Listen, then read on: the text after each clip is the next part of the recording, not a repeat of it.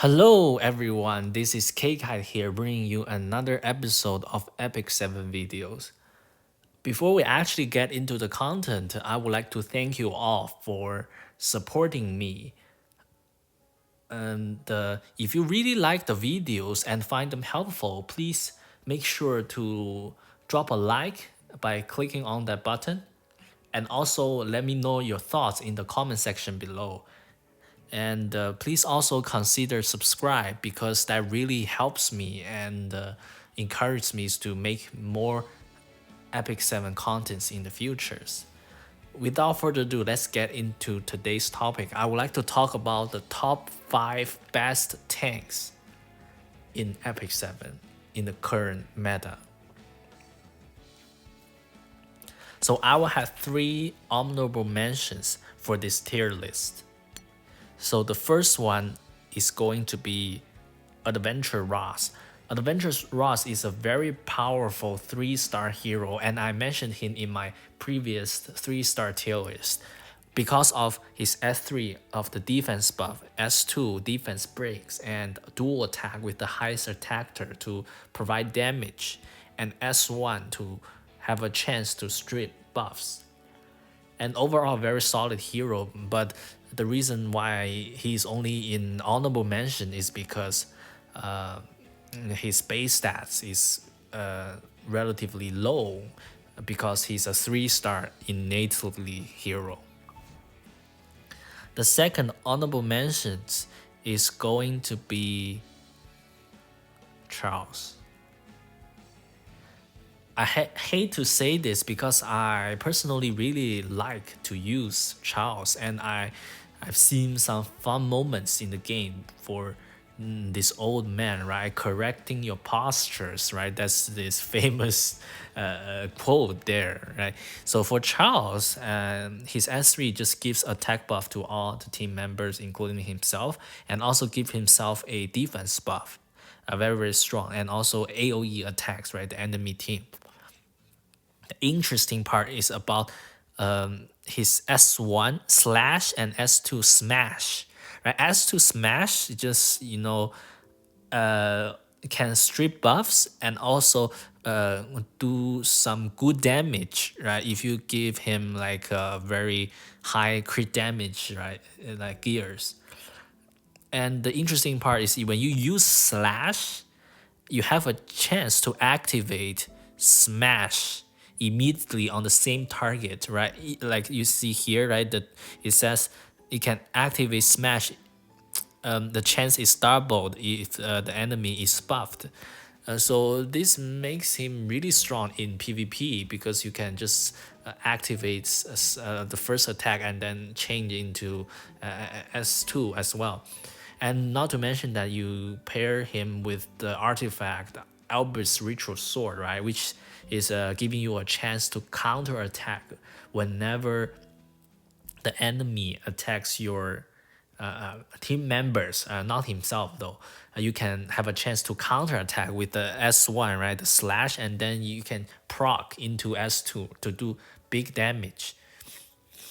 And if you want to take a step further, you can even give him like counter set, right? So if the enemy attacks Charles or attacks your members, if you have Albert's Ritual Sword and the counter, then you can counter a lot, right? You have seen some fun moments on YouTube, right? Where Charles just 1v4, right? The entire team because it's so crazy, right? Your S1, S2 and the correct postures, right? And then just kill off the entire team. Very, very fun unit to use. But in these days, like because there's a chance, so sometimes you might see that it's not being activated, right? And Charles just sit there doing nothing, and so that's why he's not that top tier, right? In RTA, right? World Arena, he's still a very good unit in Guild Wars, I think, and also in PvP, right? In PvE as well, especially in Banshees. But he's worth an honorable mentions. And the third hero in the honorable mentions is going to be Lilias. Some people might not agree with me saying that, oh, Lilias should be in the top five, right, or even top three or something. Uh, um, I think it's because of personal opinion, but still think Lilias is very strong. Don't get me wrong, but there are like other hero that just give that extra edge, right, on top of what Lilias can do. So for Lilias, she's very strong in PVE, right? In like a lot of like the Hell Raid and even in like Abyss, right? And in Golem sometimes, because her S3, right, can push everyone back and attack all the enemy, and also, you know, can do damage based on your highest damage attacker. I believe you just, so you don't have to build Lilia's very high damage, and these skills can do a lot of damage if you have a very high damage heroes in your team. S2, right, has a provoke is and gives herself a barrier, right? If you sober, right, you ignore effective resistance. So this is a very powerful crowd control skills in the PvP setting. S1 is also one of the better S1 because she duels attacks with a random ally, right? Every turn, right, using the S1. So basically, this dual attack is so powerful because there are a lot of heroes in have very powerful S1s, and you dual attack with them. I also giving them basically giving them a turn, and to help them to reduce the cooldowns of their S2 or S3. That's why Lilias is so good, right? Lilias, don't get me wrong, Lilias is very strong in PvE content. If you are not clearing out a Hell Raid and you find yourself having some trouble because you're getting debuffed, or you just uh, don't have a good tank like for Hell Raid, you can use Lilias. Lilias is actually the best choice. I use her all the time, right, in clearing out Hell Raid content. But in RTA also, right, Lilias is a very good pick, right? If you seen like some heavy crowd control units being picked, like Falcon of Glory, right, or sometimes even DC, right, because if Lilias can cleanse all the debuff and provide that provide that like tankiness for your team. So now let's get into the top five where we actually see the OP heroes and tanks in the game. And if you don't know, currently in high end real time arena, right, RTA, a lot of tanks are being played, and these are actually the go to heroes that people use to rank up in the ladder, right, in the PvP real time PvP content. So right now I have to say, tanks are very very strong, right? They're being very very strong spot.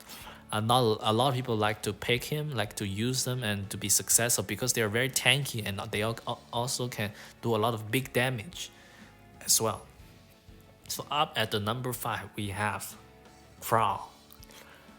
Why Crow? Crow is a very very strong water tank, right? You can use him to be the wyvern, right, front line, right? He can do well in there, and his S2, right, gives defense buff to everyone, and also can push back enemies. Right? A lot of people don't see this part, right? The pushback is actually very very key in like the PvP setting, because if you build crowd with enough speed, like a really relatively high speed, right, he can use these skills, and if the enemy members doesn't have immunity, then you can push back one target, basically just lock them down, right, immediately, and let them lose a turn or something. And his S3 is the key part. So basically, this three S3, right, deals damage based on Crow's missing health. This is one of the unique mechanism in the game. Actually, only Crow has it. It's very crazy because Crow is a tank, right? He can sit in the front line and tank damage, and then when he gets low and not killed, then you run into trouble because he can comes back with this Siegfried horse, right? Horse one of your unit and then you're dead. That unit is gone. Basically, you can do like 20,000 up damage, right? If you have your crown have a lot of HP, this basically guarantees a kill, right? If you think, right, your crown is not that tanky and you might get him killed, right, immediately. If they want to focus fire on your crown and kill your crown before you can use this S3, right, you can put him on holy sacrifice, right, the artifact, and then he can comes back and surprise them, because the enemy, when they think, oh, I killed this crown so I don't get the horse, right, he won't horse me, and then you have this holy sacrifice, right? It comes back alive, and then horse, right? Is a very it's a surprise factor. And the crowd S1 is also a very good like provoke, right, to control some of a unit in the PvP wise. Overall, I would say he's more of a PvP hero than PvE. Like the only way you use him in PvE is in Wyvern, I think, right? Not as good as Lilias, right, in PvE content. So if you want to clear out PvE content, I will recommend building up Lilias first. But the reason why I put him in the top 5, right, Crown in the top 5, is because of his usage in the real-time arena, right, in the more mid to late game content. And he's must have and must build, right? Very, very strong water tank. Up at the number 4 spot, we are going to have Falcon and Glory. So I just want to briefly mention that this tier list, right, the power level of each tanks is very close. So it's very hard to say which one is top 3 or top 4 or top 5. You can argue like one is better than the other, but in general, they are all very, very strong units.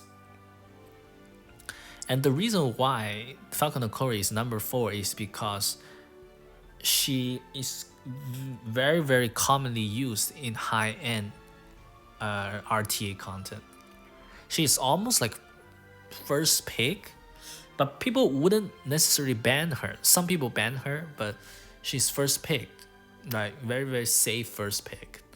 And not to mention that for PvE content, Falcon Okori very, very strong because of her S3 provides a single target defense break and provoke, and strips all buff on the enemy. So you can actually use her in a lot of the PvE content where you can strip off the boss's buffs. S2 provides a solid healing based on her max health every turn. Right, you build her super fast, and then she can heals based on her max health. S1 can increase combat readiness of herself, and you can randomly increase the combat readiness for her ally as well, right, on the skill tree. Overall, a very, very strong hero. I mentioned her as the best RGB 3-star hero in the game in my 3-star tier list. I think she deserves the spot. Yeah, but in terms of power level, I think she ranks number 4 in my opinion in the overall, right, tanks category. Up at the number 3 spot is going to be Ambitious Tywin. So Ambitious Tywin again is a PvP oriented hero, but a lot of people say he's overpowered. Personally, I think he's very, very strong, but slightly overpowered. Not necessarily, because I normally can deal with Ambitious Tywin. But let's get into his skills, right? His skills S3, AoE stuns and decreased speed, right? Very, very powerful debuff. Although you don't have a 100% chance though, but you have a very high percent chance. If he lands this, and basically your whole team is locked down, and then it's game over, right? For you. It's just like one skill is very, very powerful. And not to mention, right, the most insane part about his kit is that you sober this, it only costs you 10 souls, and you decrease the cooldown by 2 turns. So it's 5 turn cooldown. If you max out, it comes to 4 turn, and then they decrease the cooldown by 2 turns, only 10 souls. Basically, a 2 turn cooldown. And you put the decrease speed, right, debuff and stuns on the enemy team. So the enemy team cannot take a turn, and then when they can take a turn, you have this skill again, right? Back up again, and you permanently lock down the enemy team. That's very, very crazy. So basically, if the enemy team doesn't have any cleansing or immunity, then basically ambitious Tyrant is unstoppable, right? He will just win you the game. In PvP. In PvE, I wouldn't say he's used very often, right? He's not really used, right, in PvE. And his S2, right, counters crowd control, right? Whenever he's hit, right, he can cleanse 1 debuff from all the allies, including himself. That's very, very strong, right? That's very, very strong skills. And you can counter a lot of the cleaves that when they try to put armor break onto your team members, and then they accidentally hit you with an AoE attack, and then you just cleanse all the armor breaks and prevent your team from dying, right? Very, very strong skill. S1 has a provoke and steal souls from the enemy team, right? It is basically allows the team, it's very hard to sober. Overall, like top tier PvP hero. If you have him and you struggling in RTA, just build him right now, then you're gonna be successful, right? You just spam the enemy immunity or cleanser, and you just use A Taiwan, right? Stomp people, right? This is so crazy. Right? I've seen the montage on this hero and just permanently lock down team. Right? It's very, very toxic, and you feel that feeling, right? That frustration playing against him if you're getting locked down. That's why he deserved the number 3 spot. The number 2 spot is going to be Last Rider Crown. Look at this awesome looking hero, right? Look at those abs, right? Look at the armor, right? This futuristic, this soldier, very, very powerful. Also, I love this hero to death, right? Like I personally, I'm a Last Rider crowd user, and I pull him, like I weld on him. I think no matter how, like if he's good or bad, because when he was first released, people didn't think he's good or bad, right? But right now, people already knew that he's one of the top tier heroes, right? I just say I'm gonna get him. S3, right? AoE attacks gives your whole team immunity, so this counters ambitious Taiwan, right? Remember that. Counters the number 3 spot. And also penetrate defense. So defense doesn't work. And also do damage based on your max HP, right? Max health. So this is crazy. You know how crazy it is? I've seen, right, people use Last Rider Crown as a cleaver. How can a tank be doing so much damage? That's insane. You see Last Rider Crown just, horse, right? AoE horse, Zeke free, and then boom, and then all of your squishies just dies, right? He can deal up to like 7,000, right, health. Like if you pair him, give him like a artifact portrait of the savior, right? Deal 20 more damage when the enemy is more than 50% health or something. This is crazy because he's so tanky and he can do a lot of damage. That is very unfair, right? Yeah, not to mention, right, his S2 code number 00, right, provides a barrier like every time he's AoE attacked, right? And small barrier though, not very thick, but like still can mitigate some damage. And the cool part about this skill is you have decrease your S3 cooldown by 1 turn. So basically, if the enemy team has a lot of AoE, right, and then he will be getting this S3 like immediately, basically 2 or 3 turns, right? And you get this S3 again, and then you do the AoE horse, and then you do AoE big damage, ignore defense damage. And not to mention that here it says, right, every time this skill is used, it can stack up the damage up to 3 times.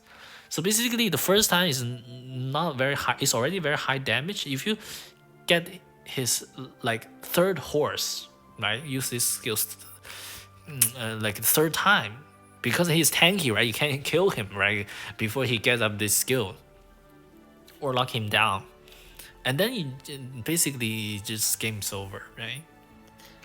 Too strong. This skill is strong. I remember like when he was first released, people said, "Oh, like this damage was too low, right? Only like based on max health." They put it in the damage calculator.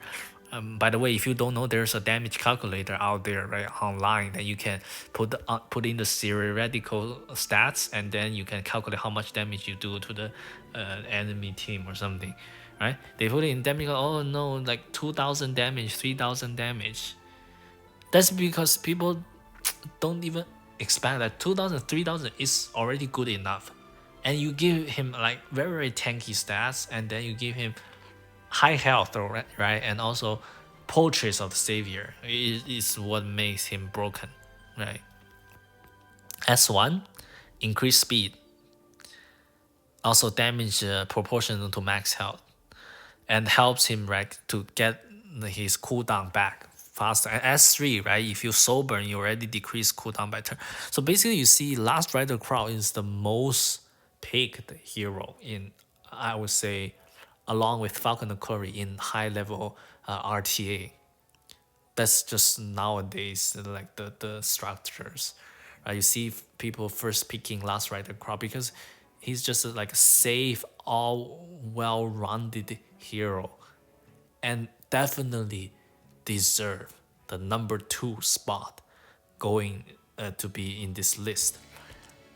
And the reason why he's not number 1 is because the number 1 tank is always banned in RTA. And I would mention, right, Last Rider Crow is also more of like a PvP hero. You don't see him that used that often in PvE content. I would say PvE wise, if you really want a good tank, just try to build Lilias, right? Adventure Ras, Lilias, and Falcon and Curry. Those are very good PvE tanks.